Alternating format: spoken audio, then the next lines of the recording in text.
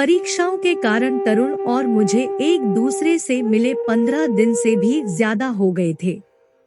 मैं उससे मिलना चाहती थी और कुछ समय उसके साथ बिताना चाहती थी। हम दोनों ही एक दूसरे के करीब आने के लिए बेकरार थे। मैं अपनी आखिरी परीक्षा के लिए पढ़ाई कर रही थी। तभी उसका मैसेज आया कि उसके मम्मी पापा चंडीगढ़ जा रहे हैं और पेपर के बाद हम उसके घर पर मिल सकते हैं।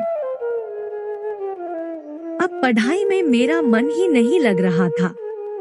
मैं चाहती थी कि जल्दी से फाइनल पेपर खत्म हो और मैं तरुण से मिलूं। मेरी मम्मी भी चंडीगढ़ में रहती हैं।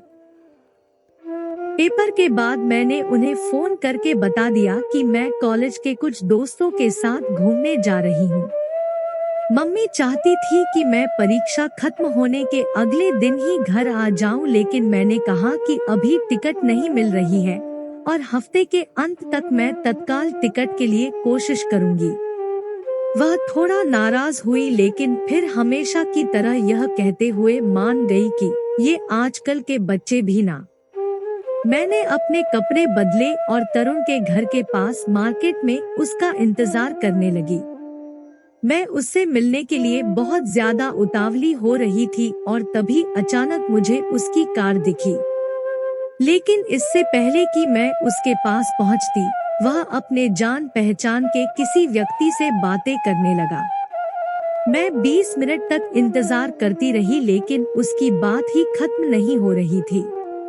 फिर मैंने देखा कि वो उस व्यक्ति के साथ ही कार में बैठकर चला गया। उसने मुझे यह बताने के लिए मैसेज किया कि हुआ क्या था। दरअसल उसके पापा के दोस्त को उसके घर से कुछ चाहिए था और वो उन्हें मना नहीं कर पाया। उस समय तो मैं किसी को मार ही डालती। 1 घंटे बाद तरुण का फोन आया और उसने कहा कि उसकी मेड घर पर है, इसलिए मुझे कुछ देर और इंतजार करना होगा। कभी कभी मैं सोचती हूँ, काश भगवान ने हम जैसे बेबस प्रेमियों के लिए कुछ सुरक्षित और सुंदर जगह बनाई होती, फिर जिंदगी कितनी आसान लगती है ना। लेकिन सच्चाई तो अलग ही होती है और मैं वहीं इंतजार करती रही। उसने फिर से फोन किया और कहा कि वह रास्ते में है और बस पहुंचने ही वाला है। लेकिन हम तब भी मिलने वाले नहीं थे। कॉलेज की एक जूनियर मुझे मार्केट में मिल गई और उसने मेरी मदद मांगी, तो अब मैं उसे मना नहीं कर पाई। अब मैंने तरुण को मैसेज किया कि मुझे थोड़ा टाइम और चाहिए, प्लीज अब तुम थोड़ा इंतजार करो। जब तक वह गई तब तक शाम के 7:30 बज चुके थे। मैं तेजी से पार्किंग की तरफ गई जहां तरुण मेरा इंतजार कर रहा था। इधर उधर देखे बिना मैं सीधे गाड़ी के अंदर बैठ गई। हम दोनों ने अब राहत की सांस ली। समस्या सिर्फ इतनी थी कि हम दोनों ने इतनी चीजों के बारे में सोचा ही नहीं था। तरुण के मम्मी पापा अगले ही दिन लौटने वाले थे, लेकिन वे पहले भी आ सकते थे।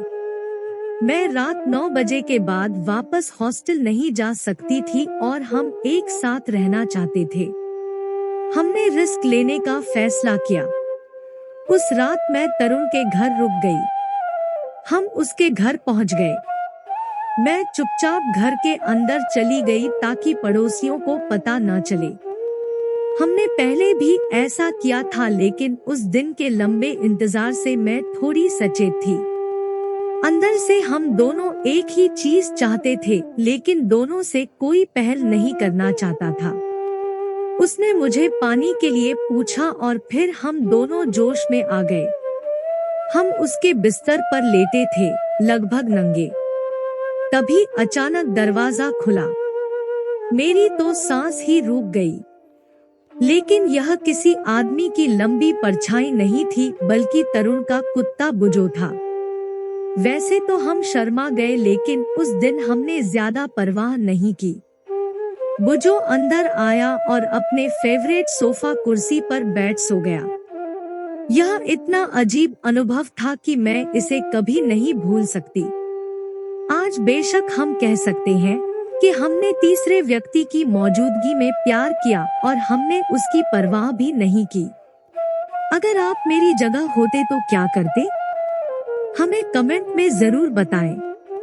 अगर आपको ये कहानी अच्छी लगी हो तो इस वीडियो को लाइक कर दे और अगर हमारे चैनल पर नए हैं तो चैनल को सब्सक्राइब करके नोटिफिकेशन बेल जरूर दबा लें।